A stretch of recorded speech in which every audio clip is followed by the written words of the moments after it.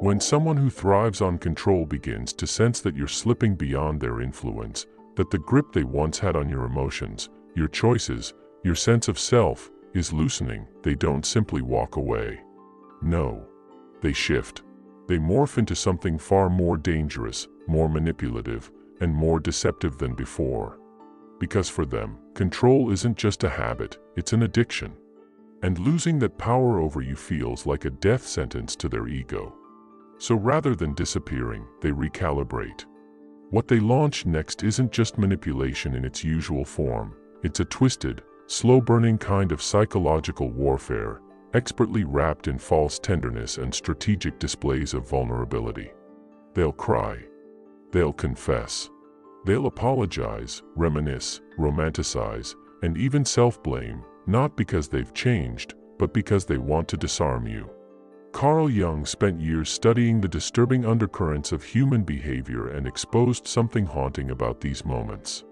He found that certain personalities, those who survive off domination, constant admiration, and the emotional fuel of others, don't simply crumble when their control slips. They plan. They become surgical in their efforts, crafting what looks like reconciliation, but is really a setup. Their goal: to reverse your progress. To chip away at the self-worth you've been rebuilding.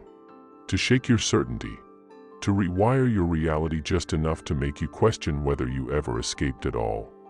It's not just about pulling you back into their world, it's about undoing the version of you that no longer needs them.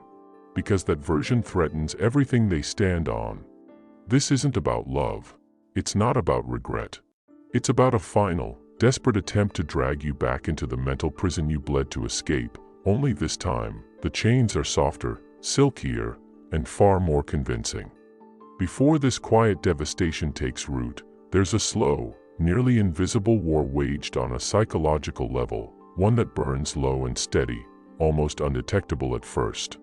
It doesn't start with obvious hostility. It begins with micro-reactions, subtle withdrawal, calculated silences, veiled comments, and an eerie emotional distance that feels more like surveillance than separation. According to Carl Jung's profound insights into the inner workings of the human mind, particularly the shadow self, this behavior isn't accidental. Narcissists aren't merely defending a bruised ego, they're protecting an entire fabricated identity, a false image of superiority that was never real to begin with. This construct cannot withstand the truth of someone close to them gaining emotional strength, clarity, and independence, because that truth threatens their illusion. They don't thrive by being better. They survive by making others feel smaller. Through constant projection of their own buried fears, insecurities, and weaknesses, they invert reality, painting themselves as powerful not by actual achievement or growth, but by comparison, distortion, and psychological games. They criticize what they envy. They mock what they secretly fear. Their entire sense of control is built not on substance, but on smoke and mirrors. And then comes the breaking point, the moment you begin to individuate. The moment you stop seeking their validation, stop feeding their narrative, and start becoming fully, unapologetically yourself. It is in that quiet rebellion, the return to your authentic self, that they begin to feel something slipping. They can't explain it, but they feel it deeply, a crumbling in the foundation of the power they thought they had over you. And what follows isn't a graceful letting go. It's what Jung described as the collapse of their fragile, hollow power structure, a structure that was never built to withstand someone else's awakening. But even in the face of that collapse, they don't surrender. Surrender would mean humility, accountability, and self-reflection, things their ego can't afford. So instead, they escalate. They launch emotional attacks disguised as concern, sow doubt in your mind with feigned confusion, and twist your strength into selfishness. What you're witnessing isn't love lost, it's control unraveling. And that unraveling, to them, is war. These individuals are not magnetized by love in its truest form. They are not drawn to connection, mutual growth, or the sacred chaos of intimacy. What pulls them in is possession, the ability to own, dominate, and absorb. They're attracted not to your soul, but to your emotional energy, especially when it's unguarded, uncertain, and easily swayed. They scan for those whose inner light can be dimmed and redirected, whose empathy can be weaponized, and whose sense of self can be slowly molded into a shape that serves their fractured identity. They don't want a partner. They want an emotional mirror that reflects only what their ego needs to see. When you were unsure of who you were, constantly questioning your worth, constantly needing their approval, you fit perfectly into their story. You were pliable, uncertain, always reaching for their validation like it was oxygen. They could shape your reactions, dictate your moods, and control the narrative. Your self-doubt was their leverage. Your emotional hunger was their opportunity. But everything begins to shift the moment you awaken, when you stop orbiting around their moods, when you begin to hear your own voice louder than their expectations, when you no longer feel guilty for saying no.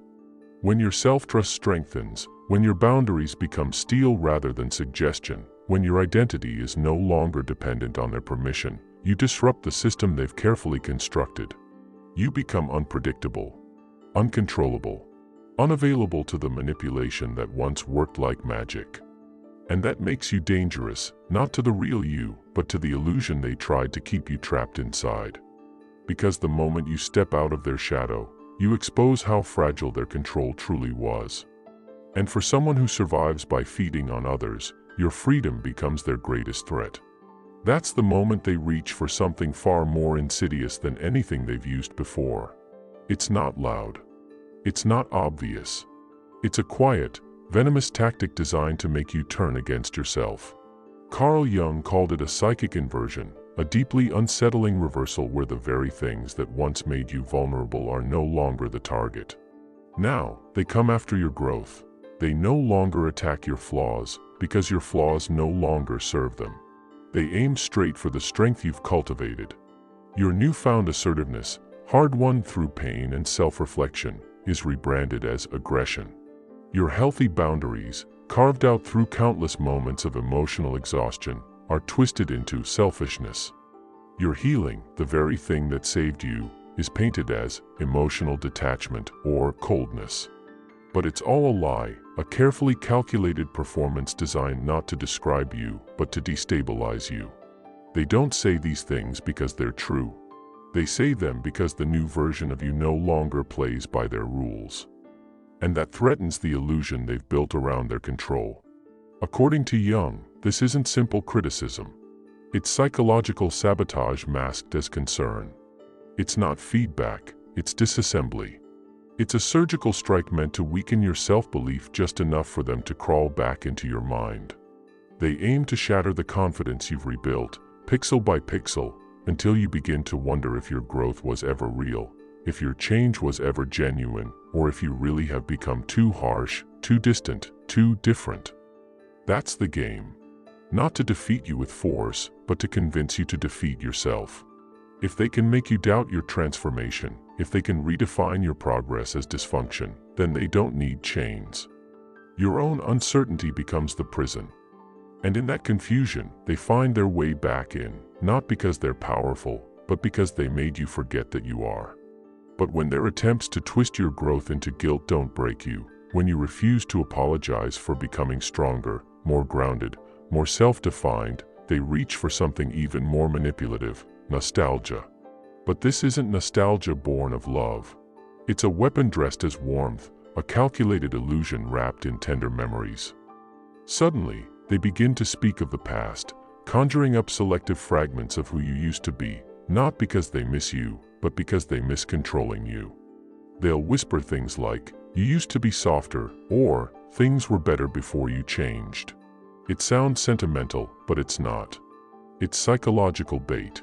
They're not longing for the real you, they're mourning the version of you that didn't resist, the one who said yes to everything, the one who bent rather than broke, who absorbed rather than asserted. Carl Jung warned that this regression isn't spontaneous. It's not a heart reminiscing. It's a strategy, a deliberate attempt to lure you back into the shell you've outgrown. It's a gentle rewind meant to erase the parts of you that no longer comply. By romanticizing your past passivity, they hope to make you question your present strength. They want you to believe that softness meant silence, that peace meant pleasing, that harmony meant hiding who you were. It's emotional time travel, designed not to revisit love, but to undo liberation. And if you fall for it, if you let their curated memories seduce you into shrinking again, you risk betraying everything your growth cost you. Because the moment you start to yearn for the version of yourself that needed their approval, you begin to dissolve the version that stood up and said no. You begin to mourn your compliance, instead of celebrating your courage. And that's exactly what they want. Not your love. Not your healing. Just your submission, wrapped in the illusion of something sweet. Still, when their distortions fail to destabilize you, and nostalgia no longer seduces you into shrinking, they play their most deceptive and emotionally loaded card, fabricated fragility. This is not weakness. This is performance. A calculated performance, rehearsed with the precision of someone who knows exactly which emotional chords to strike. This is where the manipulation becomes most dangerous, because it no longer comes in the form of blame, it arrives wearing the mask of suffering. Carl Jung, in his analysis of psychic manipulation and emotional projection, uncovered that those who seek control often learn to mimic vulnerability not because they feel, but because they know you do. They study your compassion like a weapon, waiting for the perfect moment to use it against you. Suddenly, they're the victim. Out of nowhere, there's a crisis, a heartbreaking event, a traumatic revelation, a health scare, an emotional collapse. And yet, these breakdowns seem to arrive only when you begin to rise, when you finally set your boundaries, when you find peace, when your nervous system starts remembering what safety feels like. These emergencies are not accidental. They are triggered with surgical timing, launched with just enough urgency to break your momentum and make you hesitate. According to Jung, this is no random misfortune. It is a psychological tactic, engineered empathy. Because they've memorized your emotional blueprint. They know what touches your heart, what words make you drop everything, what tone makes you forget your principles just to help someone you once loved. They understand what makes you override your boundaries in the name of care. So they craft situations that demand your rescue. They don't ask for your love, they stage a crisis that forces it. And once you're pulled back in, not out of desire but obligation, they begin again. The manipulation resets. You're no longer standing in your strength, you're reacting, fixing, saving. You're back in their orbit, not because they changed, but because they convinced you that leaving would be cruel. That's how they win, not by overpowering you, but by convincing you that your healing is heartless. Jung observed something profoundly unsettling about these kinds of personalities. They don't just wait for life to break them. They manufacture the very chaos they later weaponize. They will sabotage their own work, sabotage their relationships, even neglect their health or provoke emotional breakdowns, not because they're overwhelmed, but because they know crisis gives them leverage. These aren't cries for help, they're traps, carefully designed to look like helplessness but built to re-establish control. The goal isn't healing. It's domination, emotional, mental, and spiritual. They want to pull you back into their orbit, not by force, but by guilt, by sorrow, by the ache you feel when someone you once loved says they need you. And so, when they feel you slipping away, when your silence speaks louder than their chaos, you'll begin to hear the carefully chosen lines meant to pierce your armor. I know you've moved on, but I need you right now. Or, you were always the strong one. I don't know how to do this without you. Please, don't leave me like this. On the surface, these sound like pleas. But underneath, they're pressure points. They are not genuine requests, they are emotional tests. Strategic provocations designed to see if your healing is stronger than your guilt. They want to know, will you collapse your boundaries? Will you betray the version of yourself you fought to become just to comfort them in a pain they often created? Because for them, it's not about closeness, it's about control wrapped in vulnerability. And if you respond, if you abandon your peace to become their rescuer once again, they win. Not because they changed. Not because they need saving. But because they proved they can still summon you with sorrow. They want to see if your compassion will override your clarity. If your empathy is still their doorway back into your life. And that's not love. That's manipulation in its most seductive disguise. What makes this dynamic truly terrifying is that sometimes, yes, the pain they show you is real. The tears, the fear, the collapse, it's not always an act. And that's exactly why it becomes so hard to see the manipulation underneath it. It creates a haunting paradox. How do you protect yourself from someone who is genuinely suffering, but also strategically using that suffering to pull you back into a role you've outgrown?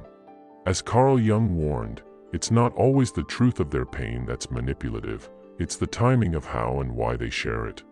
Ask yourself, why now? Why me? Out of all the people they could lean on, they choose the one person they know has a pattern of self-betrayal in the name of compassion. That's no coincidence. It's a strategy. Not always conscious, but always effective. Because you're the one most likely to set yourself on fire just to keep someone else warm. Jung called this weaponized empathy, the hijacking of your most sacred human quality, your ability to care deeply, and twisting it into a tool of self-destruction. They don't just use your heart, they turn it against you. And the more you feel, the more susceptible you become to this inversion of love. But there is a way out, and it doesn't require you to stop caring. Jung introduced the concept of differentiated compassion, a mature, grounded form of empathy that doesn't come at the expense of your own integrity. It's not about closing your heart. It's about reclaiming your center. It's love that doesn't dissolve your identity. A compassion that feels deeply, but sees clearly. A love that no longer bows to guilt. This is not cruelty. It's clarity. It's a philosophical shift from being the martyr to becoming sovereign. Because true empathy, the kind that leads to liberation rather than entrapment, understands that love without freedom is not love at all, it's emotional captivity disguised as connection. Every time you resist the gravitational pull of their chaos, every time you choose peace over guilt, silence over explanation, space over entanglement, you affirm your evolution. You remind both them and yourself that their power was never real. It was your unhealed need that allowed it. Now, standing in the light of your truth, their tactics lose their grip. What once felt like love, now reveals itself as manipulation dressed in emotion. Their crises, their pleas, their breakdowns, they no longer serve as invitations, but as reminders of how far you've come. And while they may continue their patterns, testing boundaries, provoking reactions, trying to rewrite the story, you've changed the ending. Their power dissolves the moment you stop auditioning for the role they've written for you. And perhaps the most sobering truth Carl Jung uncovered about such personalities is this: it's not just your distance they fear, it's your transformation. Because your strength reflects everything they abandoned in themselves. Your clarity exposes their confusion. Your authenticity makes their performance unbearable. You don't just escape them by walking away, you confront them with the one thing they cannot steal: your healed self. So when the narrative twists again, when your boundaries are called cruelty, when your silence is framed as coldness, when they try to guilt you into returning to a version of yourself that no longer exists, pause, breathe, and ask yourself, is this who I fought to become? If the answer is yes, then you already know. No matter how compelling their pain, how convincing their story, it's just the final act of a play you no longer need to be part of. Your freedom isn't just in leaving, it's in no longer needing to explain why you left. It's in no longer needing their permission to be whole.